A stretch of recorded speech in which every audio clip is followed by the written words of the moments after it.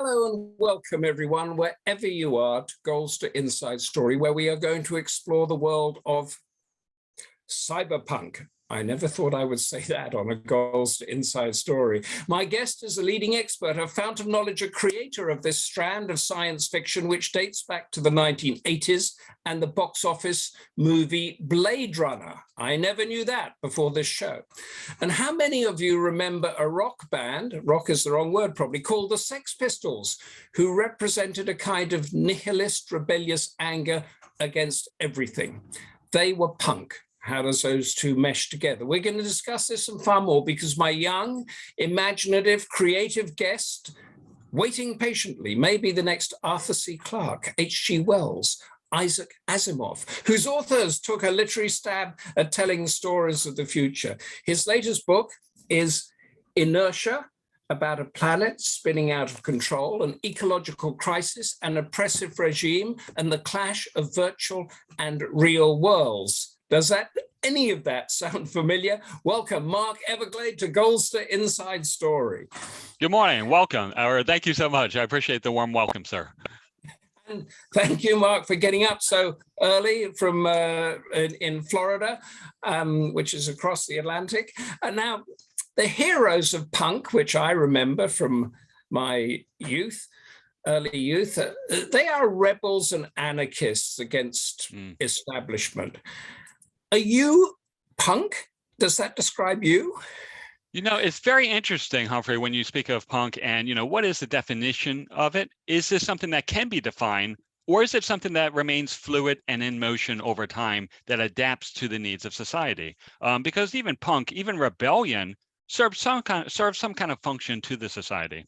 So in this sense, there is a need to call out things that are perhaps against the status quo, against the way things are normally done and normally conceived of, a sort of cry out for greater individuality and for human rights and freedoms. And these are some of the things that the punk movement represents. In the United States, for instance, there's many aspects of our culture and economy that are set up to benefit people of certain demographics, certain ages, races, etc. There's institutionalized racism.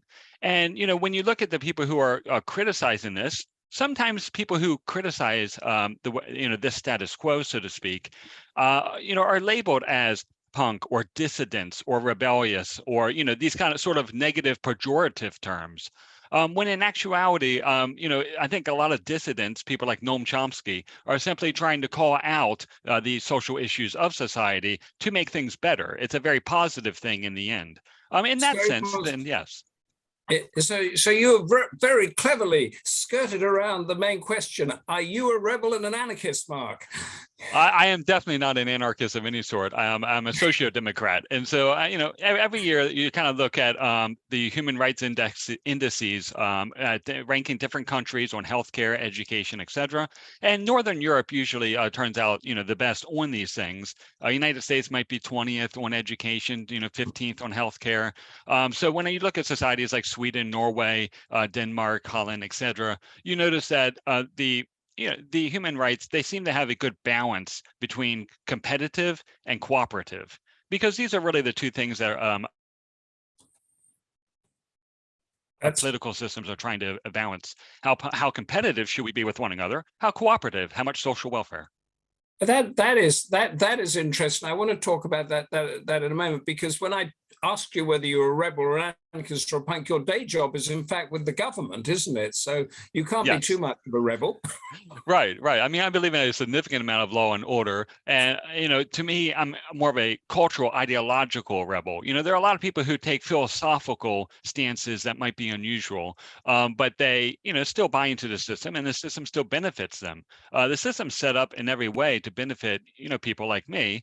However, you want to look outside yourself. How are other people being impacted? Is the playing field in society level and equal for everyone to obtain the same privilege and the same status, the same power, the same income if they work hard enough? Do we have a meritocracy? That is society set up in a way where hard work makes you, more successful? Or is it, luck? Or is it perhaps things like large inheritances? These are the questions that people need to ask. And we this debate goes on forever in Britain, where we have an aristocracy, we have the class system, and we have all sorts of shenanigans going on at the moment, which we're not going to get into. But define for us cyberpunk. So cyberpunk is a movement that goes back into the 1980s, and it had been, there were others like in the 60s, 70s writing on it, Kevin Jeter, J.G. Ballard.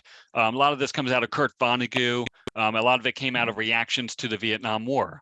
But in the 80s, you see it solidify with people like William Gibson and Neil Stephenson into a genre. And so what is this genre? Humphrey, I would first start at looking at science fiction as a whole. Then you have dystopian fiction beneath that. And then you have cyberpunk as kind of a subgenre. And basically, the genre is looking at our relationship to technology, how that impacts our social relationships, our concept of identity, how technology and inequality in society interact, who has access to technology, who can use it, who is educated enough to benefit from it. And in addition, so basically, you have antagonists that are more likely to be major corporations or corrupt governments rather than aliens and spaceships. And it accomplishes this because cyberpunk literature tends to be in the near future. It tends to be situated in the near future or with near future technology, rather than being something far out where we're teleporting things on a Star Trek ship. So that brings it home and brings the issues home to be more something that can be relatable. So you're talking about, because one of the phrases you used, I think, was techno-wrath. You're talking about how the technology, which is in all our lives, because you and I are talking to each other through something that barely existed 5 years ago, at least we didn't know it existed.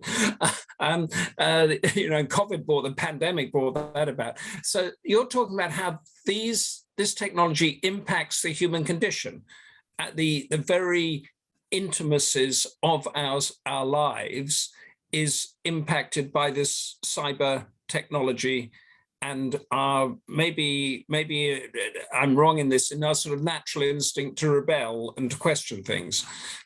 Absolutely, Humphrey. Yeah, that's an excellent way of putting it. And so we have, really three modes of analysis: micro, meso, and macro. And on the micro level, how does technology impact things like this, day-to-day relationships with people?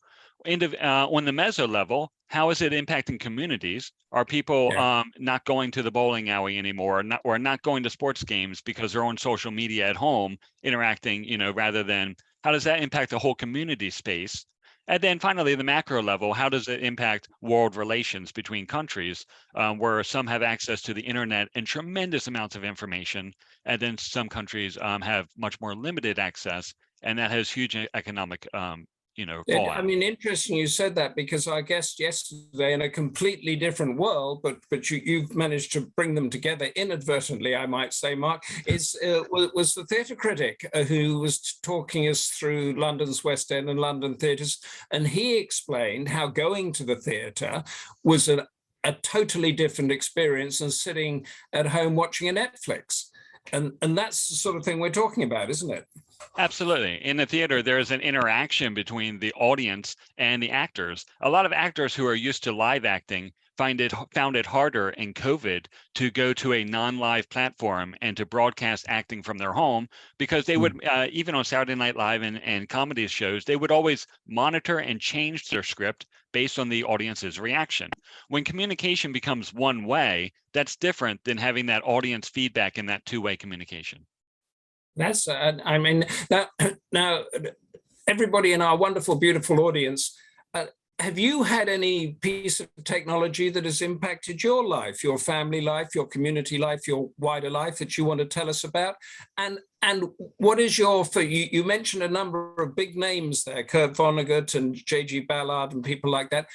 Who is your favorite science fiction writer or writer that touches on this? Because as you say, Mark, it's evolving all the time. We don't quite know what it is. I wanted to go to this inertia, because it's a wonderful portrayal, I think, of what we're talking about. So that's why I want to get to it quite quickly. in describing the sort of society when you open it, you say the floods were getting worse each day. The whole place stank like a gym locker in a dirty dishwasher. I get exactly what you mean by that, and I can visualize it, but in reality, how does a gym locker get into a dirty dishwasher? It's a Right. sort of impossible metaphor, isn't it? Yeah, and so yeah, similes and metaphors are fun to play with because they do allow you to escape some of the limitations of language and have an abstraction. In this case, the idea is that so many times imagery in work, the imagery is, or the way that you engage with a novel is usually by your visual senses. And so if you can bring other senses into play, such as sense of smell or olfaction, then it can make things more immersive. And yeah, metaphor is very interesting, and I love poetry. I love Tennyson and Wordsworth and all the Victorian poets, and so I am prone to metaphor. Some people like a lot of metaphor when they read, and some people it kind of throws them off. More concrete thinkers can be really thrown off by metaphor. So it's kind of like a stylistic preference. Yeah, no, it's very. You mentioned some of the Wordsworth and Tennyson just now. What do you think they would have made of the world you're creating or the world we're in at the moment? They would have loved it. I mean, they were coming out of the philosophy of Rousseau in France, for instance, and this whole movement towards individuality, democracy, freedom, that whole romantic era. Johann Wolfgang von Goethe was very big on this, right at the beginning of that Victorian era. And so I think that Tennyson and Wordsworth as romantics, without being an expert on the subject, that the whole romantic movement, and let me prove this by saying that the most popular cyberpunk novel ever was 1982, William Gibson, Neuromancer, like neuro, like a neurocell, Okay, yeah. Neuromancer. But it's actually a play on words because the word neuromancer is also a play on is a pun for new, N-E-U, new romancer.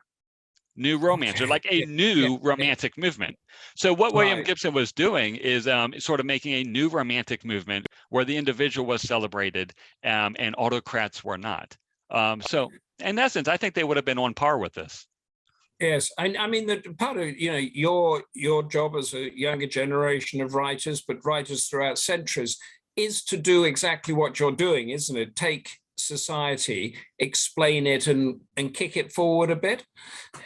Yeah, I mean, there's the thing, how value laden should literature be? And I think there's a difference between entertainment and art, whereby art is something that makes a statement, it makes a political statement. If it's not doing so, then it can become rather just vanity in the end. On the other hand, entertainment is just entertainment for entertainment's sake, and there's nothing wrong with that. But if you can make greater statements, the idea is that if you are writing something and thousands of people are reading it, then especially if they're of an impressionable age, that does create a sort of cultural consciousness in society. It does create, they may not know the impact that it's having on them, but dystopian fiction definitely has an impact on people. A recent study showed that people who read dystopian novels were 10% more likely to question information that they received following reading a dystopian novel. I don't know how the research did not go into how long that effect lasted. Was it just that day, or was it a year? But it does cause a greater skepticism, and we're not trying to undermine the foundation of anything, but trying to bring up things that are worthy of discussion and questioning. Define dystopian for me. Dystopian, I mean, dystopia exists in a people would dichotomize utopia and dystopia. But these are relative terms, Humphrey. A dystopian for one person might be a utopia for another, and vice versa. When you look at, let's say, Aldous Huxley's Island from, I want to say around the 1920s, 30s, the book describes communal families, basically families that are raising their children in a commune, and everybody is a parent to every child. For some people, they would find that to be utopia. Some would find it dystopia. Plato's Republic, sharing the women, the elite sharing the women between one another. Some people would find that to be, utopia, perhaps if they're polyamorous or something. For others, it would be dystopian and a hell to live in. And so these are relative terms, basically. Okay, so when you begin inertia, you say they strode hand in hand. This is you're beginning to describe the Sure. society where you have the gym locker and a dishwasher, or the other way around. It's one of those. They strode hand in hand, and you merchant and consumer, manager and employee, brandisher, I will need that word explained, and lover, master and slave. What are you setting up there? Essentially setting up conflict. All of the pairs of people that are moving through the city at that point in that place are all set up in a power relationship to one another. The master and the slave, the person who loves and the person who gaslights and admonishes, the the employee and their manager. We always talk about a living wage, and it's always a discussion in this country, what should a living wage be, as we look at inequality and the income gaps between classes. And so you see basically this power conflict between every couple who's walking by. And so, yeah, that's basically what we're going for. Is that the world that you feel that you're living in, with Yes. your lover and merchants and managers and masters? Well, my wife's extremely supportive, and she actually came up with a lot of the ideas for the series. But with that being said, yeah, that is how I see the world. I did my master's in sociology, which is the study of how patterns. It's essentially the study of patterns of relationship between people of different races, classes, genders in society, different groups in society. How do they interact? But most of this is focused on the conflict that lies latent in every social interaction. There's always a power dynamic at play. There's always a conflict at play. And sometimes that's acknowledged, and lots of times it's unconscious. Lots of society is about dominance and deferral. And many, even when we look at, say, personal relationships, the drama triangle in personal relationships, according to psychology, you often have a persecutor in a conversation, a victim in a conversation, and a rescuer. And so there's, everything we're doing revolves around conflict and power dynamics. And really our humanity comes in how we can reconcile those things peacefully and, hopefully achieve a better nature. So I'm now going to call for our rescuers to come in. Let us know, rescue us from this conversation. What is your favorite science fiction novel? What do you think of Mark? What do you think of dystopia, utopia, and particularly technology in the sort of intimate way in which we live? Put it in the chat. The chat is very empty, which is uncharacteristic for our Goldster wonderful people. You've given that sort of personal idea. I was going to say, when a politician says they want to spend more time with their family, they're just heading off for more conflict, are they? Yes. I mean, there is conflict that permeates throughout life, but, again, there's a tremendous amount of harmony too that's possible. And people achieve harmony in different ways. For me, when you think of healing and harmony, I think of, say, the Tao Te Ching or the Buddha Sutras. I think a lot of people go to spirituality, try to find guidance on how to reconcile those conflicts. Yeah, and that's we have got Sue Townley has said The Handmaid's Tale. This is the Gilead religious oppression thing. Do you know The Handmaid's Tale, Mark? Margaret Atwood's work is wonderful. Oryx and Crake, for instance, is very dystopian. I don't recall The Handmaid's Tale in reading it, though. I may have at some point. They've made a series, haven't they, out of it, which is which I've seen and I've read it, and this is when I think New England becomes taken over by essentially the the missionary thought that came over there originally, and there's a birth problem. So the handmaid is the people that are fertile and are made. It's. Yes, published in 1985-ish. That's right, Sue. Was published 1985-ish, and then the series is out at the moment, and is reasonably close to that whole concept. But this is a dystopia in that it's a sort of a political or natural force has changed a society, so that what the rulers of that society think are good, actually we don't think is good. Yes. Yes, absolutely. Yeah. In Inertia, you have a young geophysicist called Ash who has a relationship with her father. And I think, as I mentioned earlier, you've got, I'll read it again, you've got an oppressive regime, profiting discussion, ecological crisis, and reality and and virtual reality clashing. Say more about that society that you've painted there. Absolutely. So there's a problem on this planet, Glycine 581G, with global warming. And Ash is basically discovering this as a geophysicist, discovers more information than she should have basically come upon. And so she knows too much, and her life is put at danger by discovering the intersection between the government and a major corporation, Geostorm, who are profiting off of the global warming. As the flooding intensifies, she basically has to rely on her father to help her figure out the science behind everything and to investigate. But her father, Severum, his name Severum Rivenshear, is all about cutting off. And so Severum is very cut off from his family, and he doesn't even know he has a daughter. And so, here's a case where she has to rely on a man that she's been told to stay away from her whole life, who doesn't even know she exists. But but she still judges him as, basically, why weren't you there throughout my life? And even though he didn't know she existed, she judges him based on the fact that he was absent. So there's that relationship conflict there too, a family conflict. In the world though, it tends to be very action packed, and cyberpunk literature is more like The Matrix, RoboCop, Total Recall. It is very action oriented literature in that sense. Okay, so you've got your characters, you've got the action-packed literature. As you were saying that, I was thinking, okay, so how much of it would you say is science fiction, and how much of it represents the society that you and we all live in today? Much of it is largely science fiction because in the book, people are connected to the internet at all times through a brain implant called a cognograph. And so because of that, they're basically looking at reality as augmented reality. So we speak of three types of reality: reality, virtual reality, and augmented.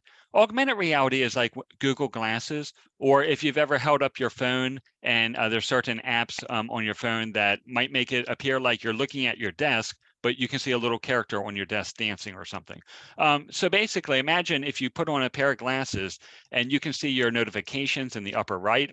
Maybe you look at someone's face and you see how many friends they have on social media or their latest tweet just by looking at them. And maybe you look at the sky and a weather readout comes across your vision where you can see, what the weather is going to be tomorrow. That kind of thing, getting constant data feed from the world. And so in that sense, it's very cyberpunk, it's very science fiction in general. But as far as how much is spent on the social elements, they always say, write what you know. And so I've always tried to stay away from the astrophysics of things and, Right. Tend towards more the sociology of it because, you have to write what you know. Yeah, it's we did have we had Tosca Leon a few weeks ago. Two things that came up. She did a dystopian climate novel, and I said, "What's the worst tip you've ever had in in writing?" And she said, "The one about write what you know." She said, "Don't write what you know because you'll always be locked into a silo." So that was, That's absolutely true. In my first novel, I almost got the law of entropy wrong with the second law of thermodynamics. And so, yeah, in that case, I got out of my league very quickly. I realized, and I needed to kind of center myself. Jean Joyce has asked a very interesting question, which I want to get to in just a second or so. But we're hearing a lot, everything about two different truths. I think Trump, I first heard it from Donald Trump saying, that's our truth and that's your truth. And now we're hearing it from Harry and Meghan, your truth. But what you're saying here is if you have this implant in your brain and if you have your phone and if you have your eyes that are actually seeing what they're seeing, you are actually getting a whole heap of different truths, aren't you? You are. I mean, when you look at a page like Wikipedia on the internet, that's basically 1,000 people coming together to democratically decide what is true in an article and to monitor one another. But outside of that, we do look at, who gets to decide what is true and who has the power to do so. And that's where that conflict comes from. Is it the scientific institutions? Is it the religious institutions, the political, monarchs, et cetera? And so where we place our trust and faith, that has a lot to do with this conflict. The idea of two truths, though, the phrase that Trump used was alternative facts. Here are alternative facts. But in actuality, an alternative fact is more like two scholars disagreeing about, which gene causes autism. That would be like an alternative fact where you have basically two different opinions, scholarly opinions that are based on research, evidence. Yes. The word alternative fact is being thrown around as anti-establishment. Like the establishment says this, thus it must be wrong. And so this is a brand of populism that Trump has put together, but it's not left-wing populism like the Wall Street movement. It's right-wing populism. But underneath that is a veneer. And underneath that populism on the surface, that is to say, underneath the anti-establishment, anti-power sentiments on the surface, you do have a basically someone who I believe is trying to, looking at January 6th and everything that happened in the United States with the election, somebody who's trying to become a sort of dictator. Yeah, no, that's, I can see the political strain moving through your work as well and everything like that. Jean Joyce says, I love technology. I think it's changed life for me very positively, especially easily keeping contact with overseas relatives. Yes, it can be, and it is used negatively, but not for most people. Yeah, we're able to talk, Mark. I will say that I've now met you, although I haven't met you. So that's two different truths there. But we haven't shaken hands or anything like that. But the negative element of that, when you're plotting your stories, is the technology that the social media that's turned very negative lately, is all of that sort of thing a negative or a positive, or it's just like the sea and the sky, it's just there? Social media is a wonderful tool. We look at, say, in Egypt, it led to an uprising of people against who they considered a corrupt dictator. It can really bind people together in a lot of ways. At the same time, it can become, the problem is that major corporations are controlling the flow of information in social media. And one example of this is Cambridge Analytica. They have alleged ties to Russia. And the Cambridge Analytica basically ran all sorts of ads for the Russians on Facebook to try to undermine the U.S. election about 6 years ago and get Trump elected. That was a big scandal that came out with that company, and the company profited millions of dollars off of it. And Facebook was basically using the Big Five. The Big Five are your Big Five personality traits, and they can predict all sorts of things. It's called five-factor theory. And Facebook was analyzing thousands of pieces of information on your personal data, your personal lives, your greatest fears. And they were taking your greatest fears and personality, customizing ads specifically to your fear, and then putting out political ads based on that. And so there is a tremendous opportunity for corruption there. And then there's also the problem of echo chambers. On social media, people friend people with like mindsets, and they don't always get alternate points of view. Yes. Now that's you mentioned the Big Five. Name them.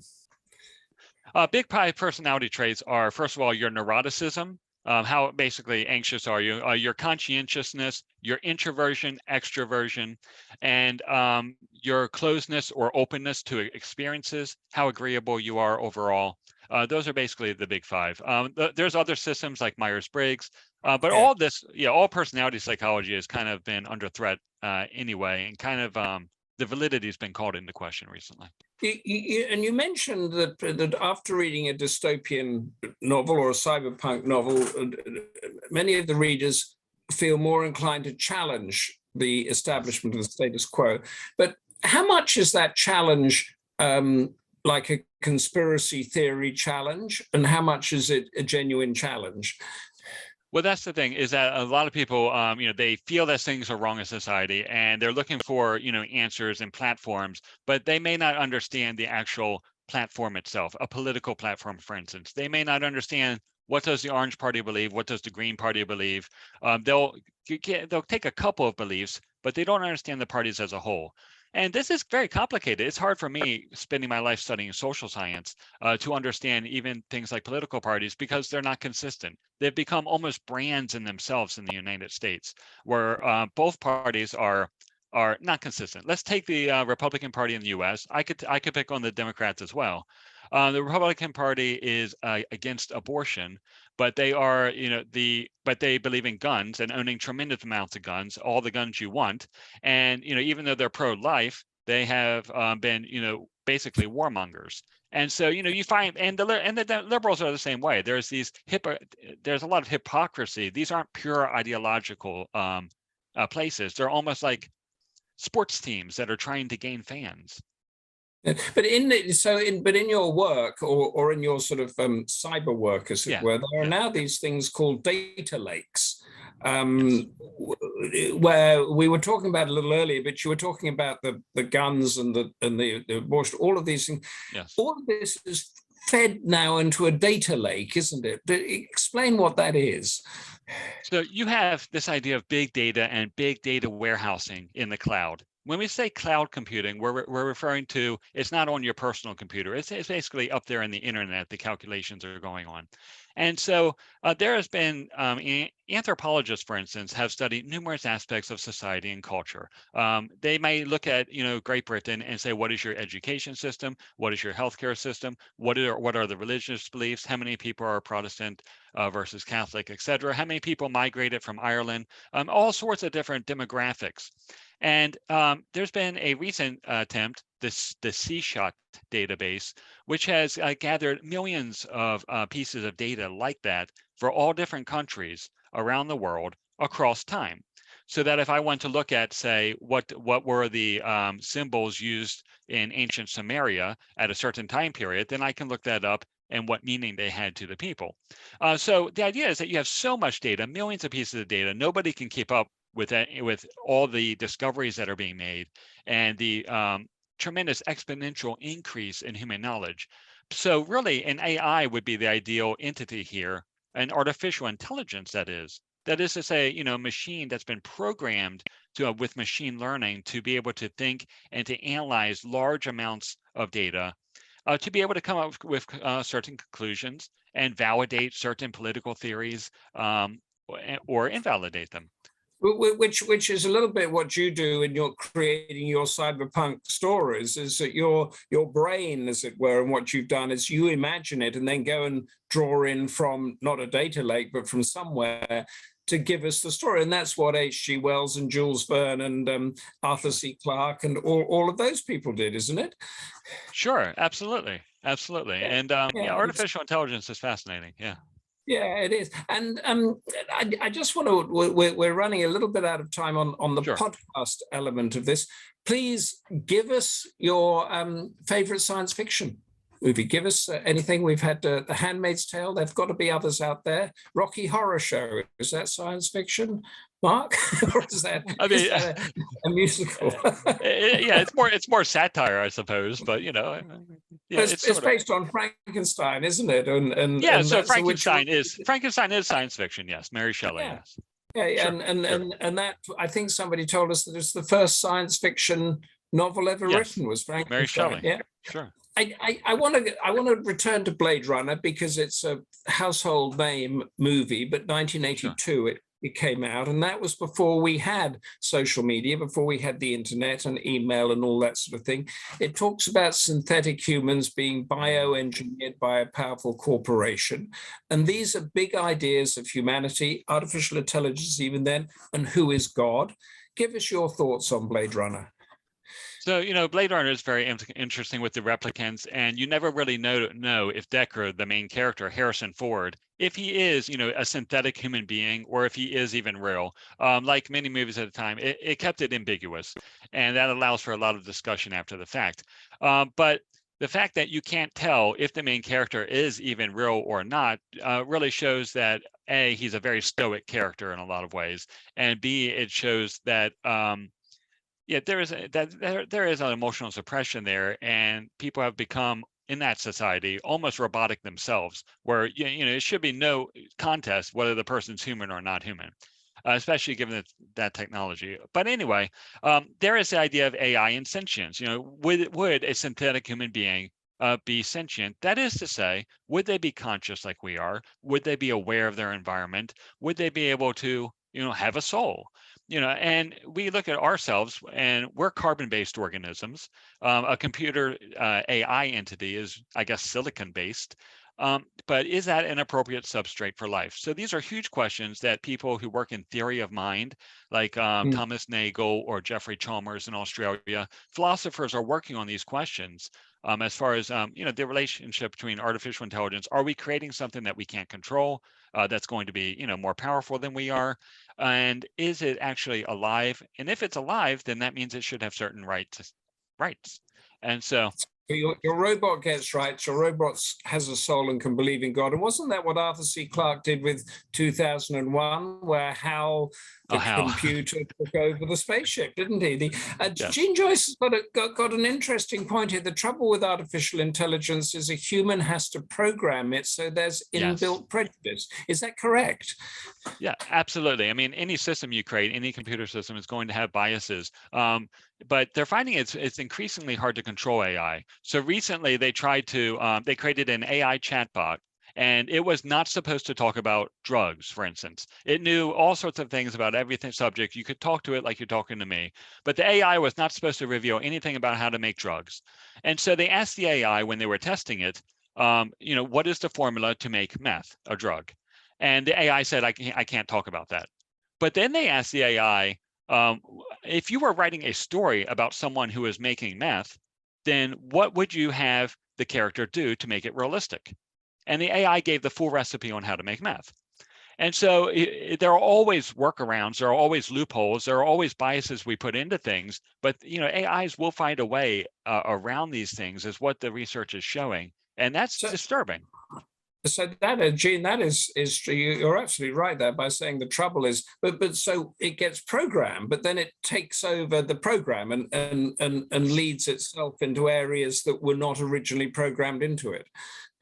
Certainly. I mean, even humans, I guess, according to evolutionary psychologists, humans are programmed genetically to do certain things instinctively, but we're also able to rise above that instinct, rise above our genetic programming, to not be as barbaric. Mark, I want you to sit there for a moment whilst I tell people what we have coming up on the Goldster and the Goldster podcasts, and then I want to come back to you for one other question. Lucinda, January the 12th, I think that's next Thursday, is with Midge Gillies on Piccadilly, the circus at the heart of London. Yesterday we went to the West End theatres. Next week Lucinda is going to the Piccadilly, so there's a theme developing there. January 13th, Lucinda is with Sam Blake, whose new book, The Mystery of Four, is set in a country house and inspired by Agatha Christie's Murder is Easy. Oh, the great Agatha Christie. January 19th, I am across the pond again, as they say, with Lisa Unger, the New York Times bestselling master of suspense, with her latest, The Last Girl Ghosted. Lisa is brilliant at delving into the psychology of her characters. And January the 20th, I'm with Greg Hurwitz, New York Times bestselling author of Orphan X, who's a hero on a personal mission to help those with nowhere else to run. And this is a Goldster author to author at the later time of 8 p.m. because Greg is in Los Angeles, and his timing makes us have this at 8 o'clock. Do you know the Orphan X series, Mark? I do not know those authors now. Yeah, that's Goldster's mission is for people to stay as healthy as they can be as they get older in body, mind, and spirit. You're a young man, but you're projecting forward to the future, and we've talked about trauma and how the dystopian novel changes things. How does fiction, science fiction, cyberpunk even contribute to that Goldster mission? Well, the genre, when you read dystopian fiction, there's a lot of research on that Dr. Menendue and others have done on what value this has for society. And one of the things it does is it acts as a safety release valve for society. So all this conflict we've been talking about, Humphrey, it builds up and the pressure builds up in society.